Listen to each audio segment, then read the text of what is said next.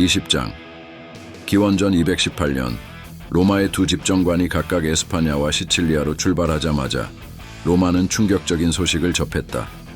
전령이 가져온 소식은 한니발이 피레네 산맥을 넘고 있다는 것이었다. 이 소식이 전해지자마자 원로원 회의장은 술렁이기 시작했다. 한니발이 피레네 산맥을 넘는다는 것은 단순히 에스파냐를 정복하려는 행보가 아니었음이 분명했다. 그러나 그가 진정 무엇을 의도하고 있는지는 아무도 알 수 없었다. 로마 원로회의 회의장 안에는 수많은 가설과 우려가 난무했다. 피레네 산맥을 넘는 한니발의 군대가 과연 어디로 향하는지에 대한 여러 가능성이 제기되었지만 그 누구도 한니발이 알프스를 넘어 이탈리아 본토를 공격하려 한다는 것을 예측하지 못했다. 남프랑스를 정복하려는 것이 아닐까요? 원로들 중 한 명이 목소리를 높였다. 남프랑스에는 로마와 동맹을 맺은 마르세유 같은 그리스계 도시들이 있었다. 그곳을 공격한다면 우리의 서쪽 방어선이 무너질 수도 있습니다. 원로들은 남프랑스를 지키는 일의 중요성을 강조하며 불안해했다. 또 다른 원로는 한니발이 갈리아 부족과 동맹을 맺으려는 것이 아닌지 의심했다. 갈리아 부족들은 언제나 우리의 북부를 위협해왔소. 한니발이 그들과 손을 잡는다면 이는 분명 로마에게 큰 위협이 될 것이오. 그 말에 회의장은 잠시 침묵에 빠졌다. 그 누구도 갈리아의 맹렬한 부족들과 한니발의 연합을 가볍게 여길 수 없었다. 한편 일부는 한니발이 로마의 동맹 도시인 마르세유를 협박해 동맹 관계를 약화시키려는 것이 아니냐는 추측도 내놓았다. 이처럼 다양한 가설이 난무했지만 원로들은 여전히 한니발의 진정한 목적을 파악하지 못한 채 혼란에 빠져 있었다. 한니발의 피레네 산맥 횡단 소식은 로마의 전략을 다시 생각하게 만들었다. 두 집정관은 각기 다른 임무를 띠고 출발했으나 한니발의 예기치 못한 행보는 그들의 계획을 흔들었다. 푸블리우스 스키피오 집정관은 에스파냐로 향하고 있었다. 그는 에스파냐에서 한니발의 후방을 위협하려 했지만 한니발이 이미 피레네 산맥을 넘어 북쪽으로 이동하고 있다는 소식은 그를 당혹스럽게 만들었다. 한편 셈프로니우스 롱구스 집정관은 시칠리아로 떠났으나 한니발이 남쪽 대신 북쪽으로 향하고 있다는 사실은 그의 임무의 중요성을 무색하게 만들었다. 로마는 두 전장을 예상하며 병력을 분산시켰지만 한니발의 움직임은 이 전략을 근본적으로 뒤흔들고 있었다. 로마 원로원은 피레네 산맥을 넘는다는 사실 자체만으로도 한니발이 대담하다고 생각했다. 그러나 그들은 여전히 그의 다음 행보를 과소평가하고 있었다. 남프랑스를 정복하거나 갈리아 부족과 동맹을 맺으려는 것이 한니발의 목적이라고 믿었다. 하지만 한니발의 진정한 목표는 그보다 훨씬 더 대담했다. 알프스를 넘어 이탈리아 본토로 진격하는 것이 한니발의 진짜 계획이었다. 그러나 그 누구도 그가 알프스를 넘을 만큼 무모하고 용감할 것이라 생각하지 못했다. 그가 로마 본토를 직접 공격하리라는 가능성은 그들의 상상 밖이었다. 한니발은 자신의 군대가 피레네 산맥을 넘는 동안 로마가 혼란에 빠지리라는 것을 알고 있었다.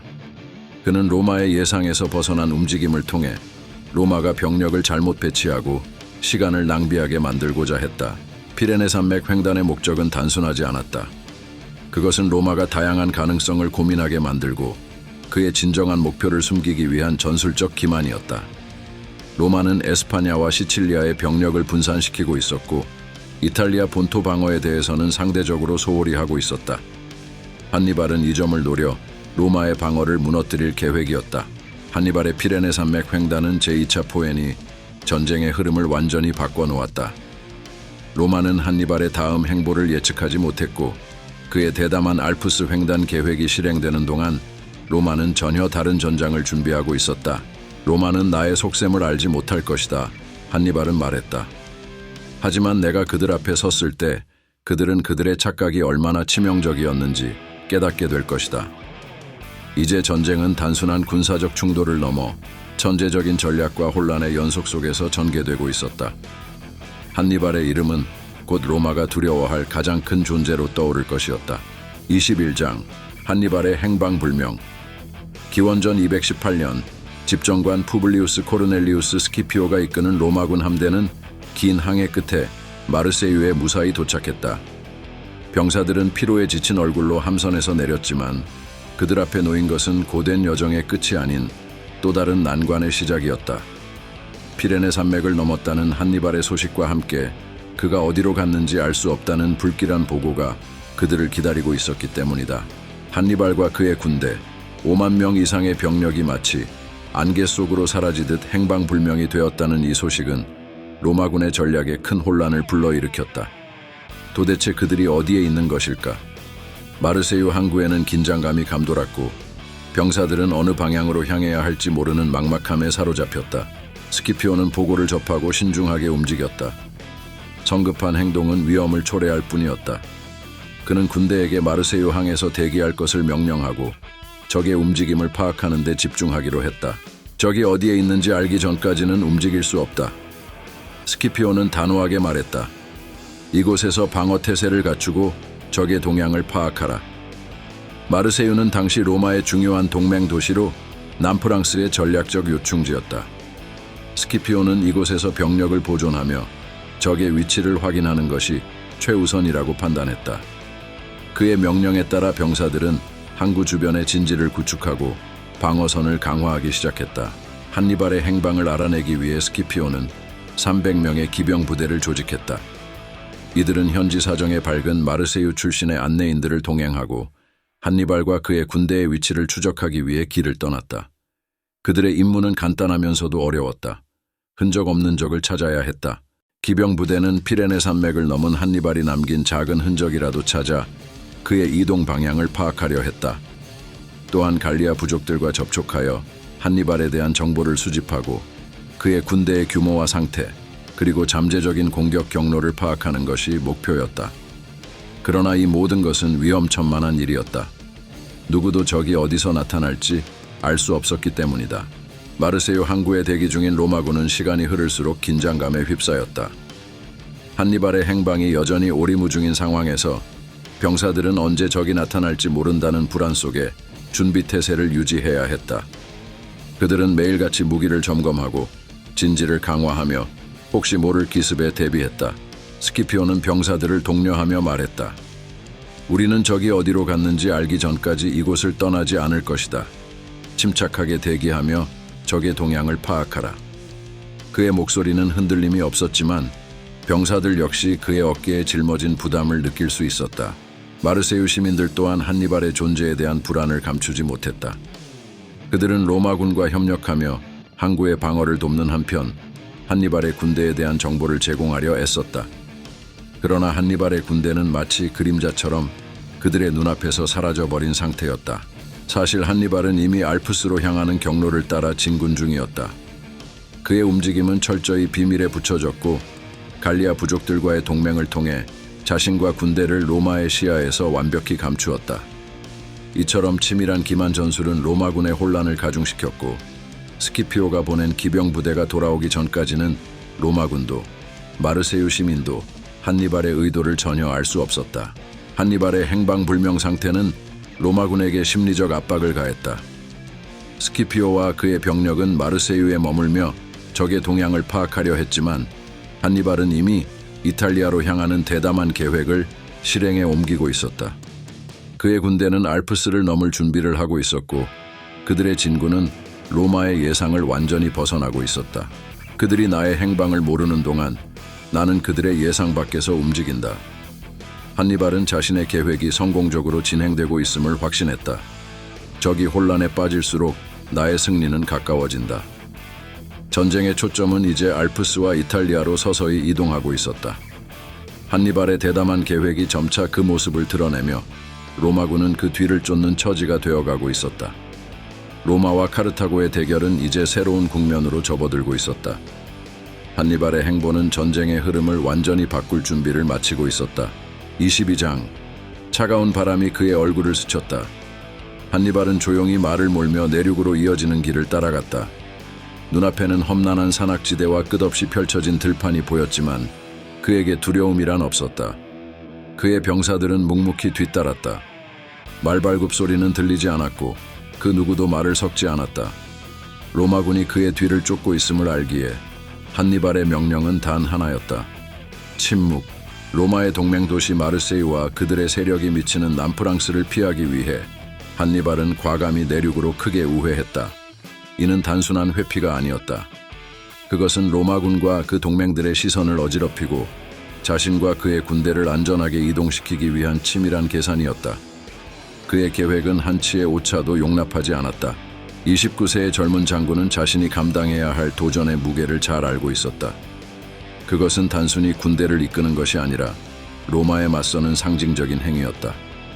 그의 가슴 속에는 대담한 열정이 불타오르고 있었지만 그는 결코 흥분하거나 서두르지 않았다. 침착하고 냉정하게 그는 전진했다. 그가 이끄는 군대는 갈리아의 수많은 부족들 사이를 조용히 돌파해 나갔다. 외교와 무력을 적절히 사용하라. 한니발은 각 부족의 성향을 읽어내며 그에 맞는 접근법을 취했다. 금과 보석을 제한하여 동맹을 맺는가 하면 협상이 불가능한 부족에 대해서는 제한적인 무력 사용으로 억제했다. 불필요한 싸움을 피하려는 그의 의도는 군대의 피로를 최소화하고 병력을 보존하기 위함이었다. 밤이면 병사들은 불을 지피지 않았다. 어둠 속에서 조용히 숨을 죽이며 그들은 서서히 롱앙을 향해 다가갔다. 로마의 동맹국들이 감시하고 있는 남쪽을 완전히 피해 한니발은 내륙으로 더 깊이 들어갔다. 그의 눈앞에 나타난 롱앙은 그들의 다음 관문이었다. 롱앙은 거대하고 거칠게 흐르는 강이었다. 그곳을 건너는 것은 대담한 선택이었지만 한니발에게는 다른 선택지가 없었다.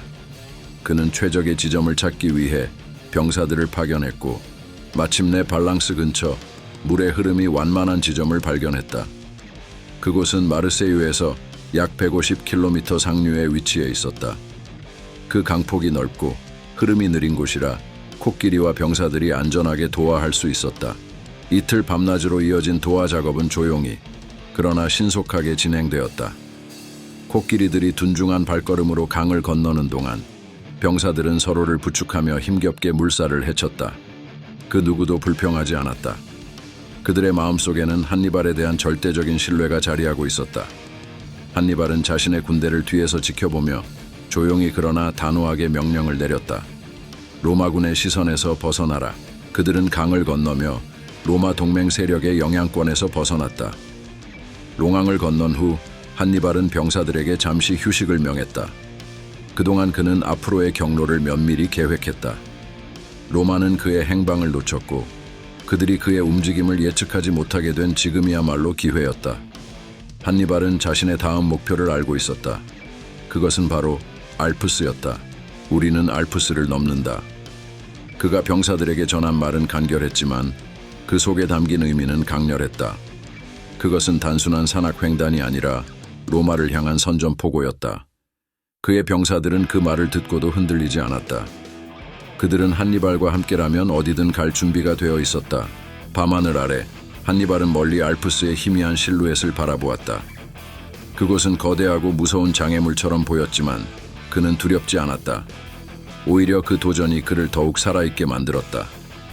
로마는 아직 모르지만 나는 그들의 문 앞에 도착할 것이다. 그는 조용히 중얼거렸다.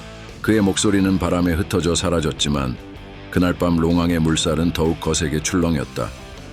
그것은 마치 다가올 폭풍을 예고하는 것처럼 한니발의 대담한 여정을 축복하는 듯했다. 이제 그의 길은 알프스를 넘어 로마로 이어졌다.